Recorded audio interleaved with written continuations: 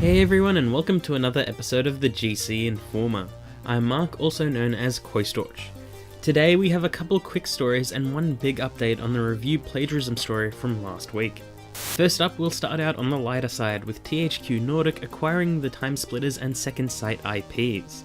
This is pretty awesome news, as the future of Timesplitters has always been up in the air, and even if they don't do something immediately, it's nice to know it isn't forgotten. I don't know too much about Second Sight, but it did seem pretty advanced at the time and still looks like good fun.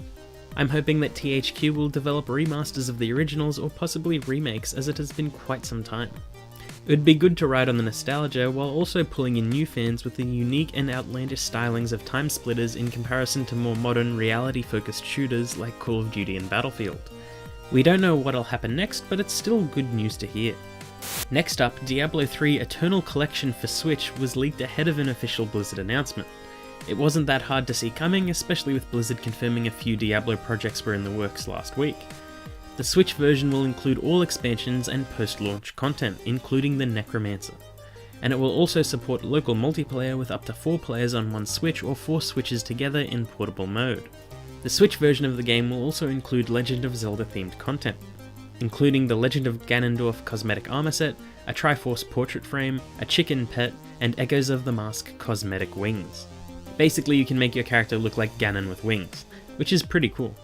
I'm hoping there'll be even more content like more Zelda themed armor or some Metroid gear too. A release date wasn't given, but the leak mentioned it'd be out this year, so an official announcement will probably be imminent. It'd also be cool if this was another property they can use in Smash Ultimate, even if it's just a stage or assist trophy.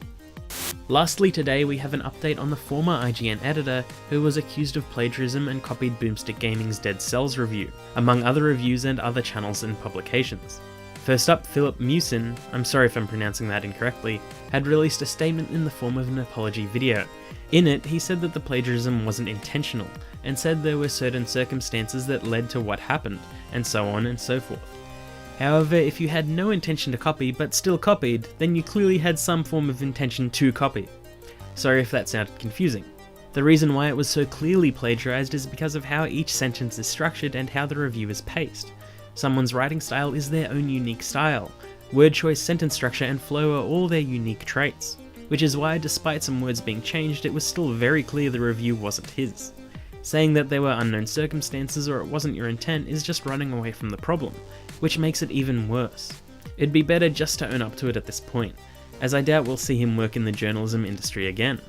But that's not all. IGN, Reset Era, and Kotaku have been investigating very carefully and have found even more examples of plagiarized content. IGN have since started removing all of Mewson's works on the website and have stated that they will try to re-review any of the affected content. IGN have taken a great stance on this, and it shows their integrity as a publication, which is reassuring. It's just annoying that all of this slipped through the cracks until now, including copy and pasted tweets, opinions, and even Wikipedia entries. It's ridiculous that he'd been doing this and it had worked for so long. Kotaku even found his LinkedIn resume was lifted from another website. It's like he just kept going because it just kept working. But eventually the lie grew a little too large and the bubble burst. Again, like I said last week, plagiarism cannot exist in the professional world. It reflects badly on you and it stains your reputation permanently. Again, I'm glad IGN have made their stance clear on the subject and are working to right the wrong. The story is still developing, so we'll see what happens when Mewson gets another chance to tell his side of the story. But if he says it's a coincidence, that's just not going to fly. And that's all the time we have for today. Please don't forget to like and subscribe, and please let us know what you thought in the comments below. Until next time, bye!